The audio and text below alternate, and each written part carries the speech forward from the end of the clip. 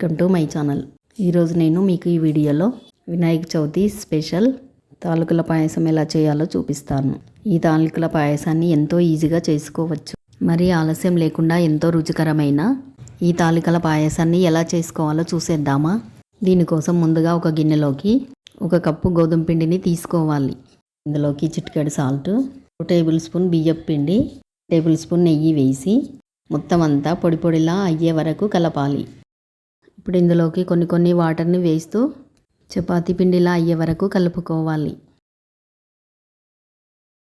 ఇక్కడ చూపిస్తున్న విధంగా కొన్ని నీళ్లను పోస్తూ ముద్దలా అయ్యే వరకు తడపాలి.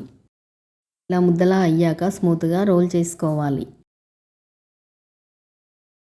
మనకి ఈ పిండి గట్టిగా ఉండొద్దు, మరీ పలచగా ఉండకూడదు. చూడండి, ఇలా ఉంటే సరిపోతుంది.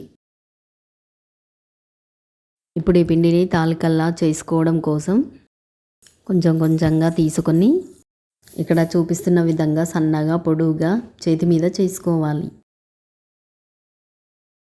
ఇలా చేసుకున్న తర్వాత మీకు నచ్చిన సైజులో కట్ చేసుకోవాలి.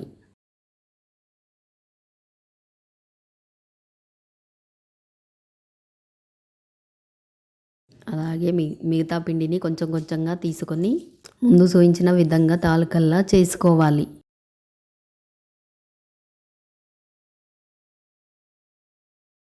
ఇప్పుడు వీటిపై పొడిపిండిని చల్లుతూ ఉండాలి, లేదంటే ఒకదానికొకటి అతుక్కుంటాయి. ఇప్పుడు చేతి మీద కాకుండా పీట మీద ఈజీగా ఎలా చేసుకోవాలో చూపిస్తాను. కొంచెం పిండిని తీసుకొని పీట మీద 2 చేతులతో ఇలా ఈజీగా రోల్ చేయాలి. ఇలా పీట మీద చేస్తే తక్కువ టైంలో ఎక్కువగా చేసుకోవచ్చు. అంతా సమానంగా వస్తాయి. అలాగే ఫాస్ట్గా కూడా చేసేయచ్చు. అలాగే పిండి మొత్తాన్ని కొంచెంగా తీసుకుంటూ పీట మీద చేసుకోవాలి.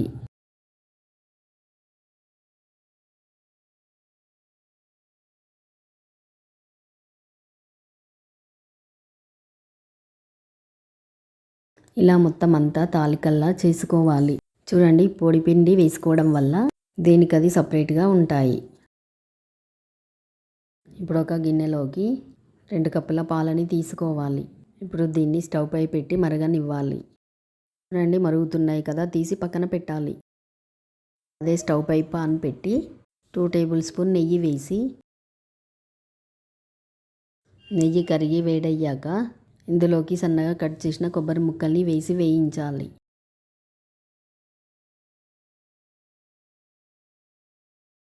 ఎర్రగా అయ్యాక ఒక ప్లేట్లోకి తీసుకోవాలి. ఇదే కడాయిలోకి సన్నగా కట్ చేసిన బాదం ముక్కల్ని వేయాలి. అలాగే కొన్ని జీడిపప్పు ముక్కల్ని కూడా వేసి ఎర్రగా అయ్యేంత వరకు వేయించాలి. వేగాక ఒక ప్లేట్లోకి తీసుకొని పక్కన పెట్టాలి. ఇప్పుడు స్టవ్ పై వేరే బౌల్ని పెట్టి అందులోకి 4 కప్పుల వాటర్ని పొయ్యాలి. ఇక్కడ నేను 1 కప్పు గోధుమ పిండికి 4 కప్పుల వాటర్ తీసుకుంటున్నాను. ఇప్పుడు వీటిని బాగా మరగనివ్వాలి. ఇలా మరుగుతున్న నీళ్ళలోకి ముందుగా చేసుకున్న తాలికల్ని వేయాలి. మొత్తం అంతా కలిసేలా కలపాలి. ఇప్పుడు ఈ తాలికల్ని నీటిలో బాగా ఉడకనివ్వాలి. ఇవి ఉడకడానికి కొంచెం టైం పడుతుంది. కనీసం 20 నిమిషాలైనా పడుతుంది. చూడండి ఎలా పొంగు వస్తుందో. ఇలా పొంగు వస్తే తాలికలు బాగా ఉడుకుతున్నట్టే. ఒకసారి ఉడికిందో లేదో తాలికల్ని చెక్ చేసుకుందాం. చూడండి, స్పూన్తో ఇలా అంటే ఎలా బ్రేక్ అవుతుందో తాలికలు మంచిగా ఉడికినట్టే. ఇప్పుడు ఇందులోకి 1 కప్పు తురిమిన బెల్లాన్ని వేసుకోవాలి. ఇక్కడ నేను 1 కప్పు గోధుమ పిండికి 1 కప్పు బెల్లాన్ని వేస్తున్నాను. ఇప్పుడు బెల్లం అంతా కరిగి బాగా కరిగేలా కలపాలి. ఇప్పుడు దీన్ని ఒక 4-5 మినిట్స్ ఉడకనివ్వాలి.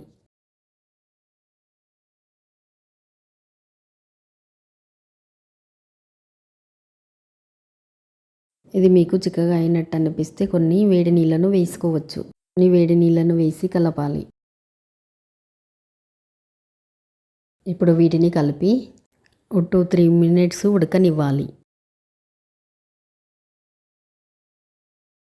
ఈలోపు ఇంకో గిన్నెలోకి 3 టేబుల్ స్పూన్ల గోధుమ పిండిని వేసి కప్ వరకు వాటర్ని పోసి ముద్దలేమి లేకుండా పిండి లూజుగా అయ్యే వరకు కలపాలి. చూడండి, పిండి ఇలా లూజుగా అయ్యాక దీన్ని ఉడుకుతున్న తాలికల్లోకి వెయ్యాలి. ఇలా గోధుమ పిండి నీళ్లను వేయడం వల్ల పాయసం పలచగా కాకుండా చిక్కగా దగ్గరికి వస్తుంది.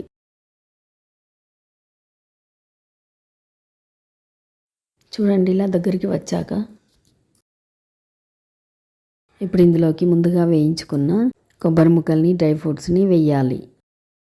ఇప్పుడు మొత్తం అంతా కలిసేలా కలిపి ఫ్లేవర్ కోసం 1/2 టేబుల్ స్పూన్ యాలకుల పొడి వేసి మొత్తం అంతా కలిసేలా కలపాలి. 2 మినిట్స్ సిమ్లో ఉంచి స్టవ్ ఆఫ్ చేయాలి. ఇప్పుడు ఇది వేడిగా ఉన్నప్పుడే మనం ముందుగా వేడి చేసుకున్న పాలని 1 కప్పు పాలు పోసి కలపాలి. ఇలా పాలు పోయడం వల్ల పాయసం మరీ చిక్కగా కాకుండా పలచగా ఉంటుంది.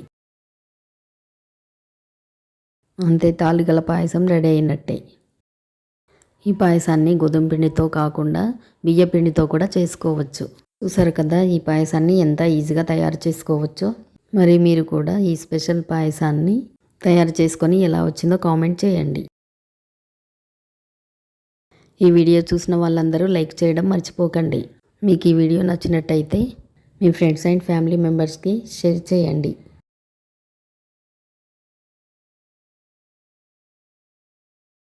ఇలాంటి మరెన్నో వీడియోల కోసం నా ఛానల్ని సబ్స్క్రైబ్ చేయండి. Thanks for watching.